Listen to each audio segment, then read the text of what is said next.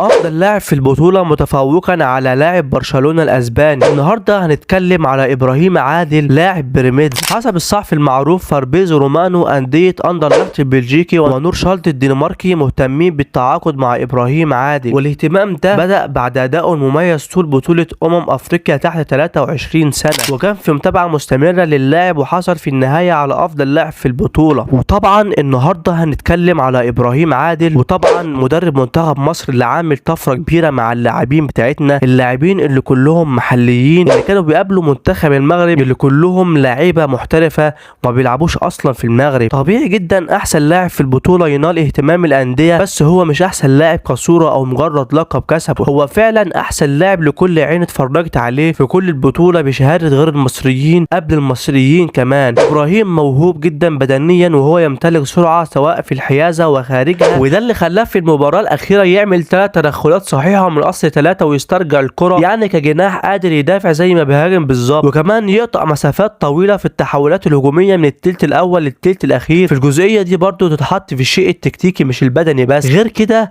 فهو عنده ميزة تغيير الاتجاهات اثناء الركض بسرعة كبيرة زي الهدف اللي سجله في مالي كده، وقدر يباغت المدافعين بمهاجمته لمساحة جديدة كانت عمياء بالنسبة لهم. في اجنحة كتير في سن ابراهيم بيخافوا يواجهوا المدافعين الخصم، فبيختار الحل الاسهل وهو التمرير الخلفي. شخصية ابراهيم مختلفة ومميزة، وده اللي بيخليه دايما ياخد الريسك لانه واثق في تفوقه النوعي، واقل سياقات كتير وبيتفوق على عدد مرات لا بأس بها جوه المساحات الضيقة، محتاج فقط تقل معرفة، وده اللي هيكسبه من اوروبا اذا ذهب بالفعل الى احد الناديين. ده هاني رمزي وشوقي غريب كان معاهم فطاحل واسماء كبيرة ومواهب تقيلة، رغم كده كنت تشوف المنتخب الاولمبي ده مفكك ملهوش هوية او شكل. كان حظهم الرهيب ان وقتها منتخبات افريقيا ما كانش مهتمة بالتأسيس ولا كانوا في مشاريع زي دلوقتي، فكانوا بيكسبوا بفرديات اللعيبة دي ومحدش بيراجع ورانا. الجيل ده من المنتخب الاولمبي تقدر تقول كده ان عدد اللاعبين اللي يتقال عليهم موهبة شاملة هو 1 أو 2، مع شوية سنيدة عندهم موتينيشال يبقوا لاعيبة كويسة، وكمان بيلعبوا امام منتخبات بلادها عملت مشاريع تأسيس بالفعل وعندها اساطيل من مزدوج الجنسية والمحترفين. رغم كده المنتخب ده وصل لنهائي ولعب 100 دقيقة منقوص العدد، وهو عنده امل يكسب البطولة افريقيا كمان، وامام المرشح الاول اللي هو صاحب الارض والجمهور ونجمهم الاول خريج اكاديمية اللاماسيا، والفريق كله محترفين من نعومة اظافرهم. كل ده وقدرنا نواجه لان ببساطة في على الخط مدرب، مش مدرب نص كام ولا نصابيت وكيل، لان في كوتش حقيقي واقف على الخط. معسكراته طول السنة مش رحلات مدرسية، بل معسكرات فيها شغل مستمر مع المجموعة، خلق لهم هوية فريق وهيكل تكتيكي حقيقي وانماط لعب وعلمهم حاجات كتير. خليني اقول لك ان اللاعيبة زي ابراهيم عادل ومحمود صابر تأثيرهم تضاعف عن اللي بيقدموه مع انديتهم لمجرد ان في كوتش قادر يطلق العنان لقدراته. انا مبسوط حقيقي ان منتخبنا الاول والاولمبي عندهم مدربين حقيقيين زي فيتوريا وميكالي، مدربين من اللي قادرين ينتشلون من الناس بالكرافتات، وكباتننا الكبار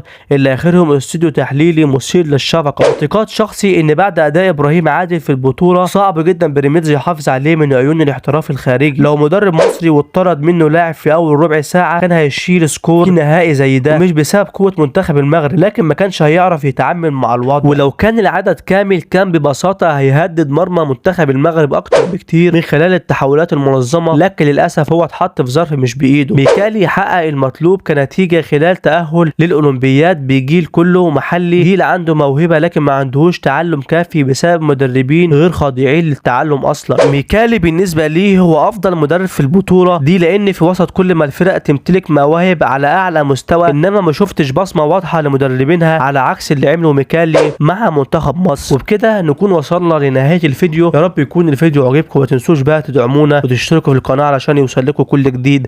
السلام عليكم ورحمة الله وبركاته.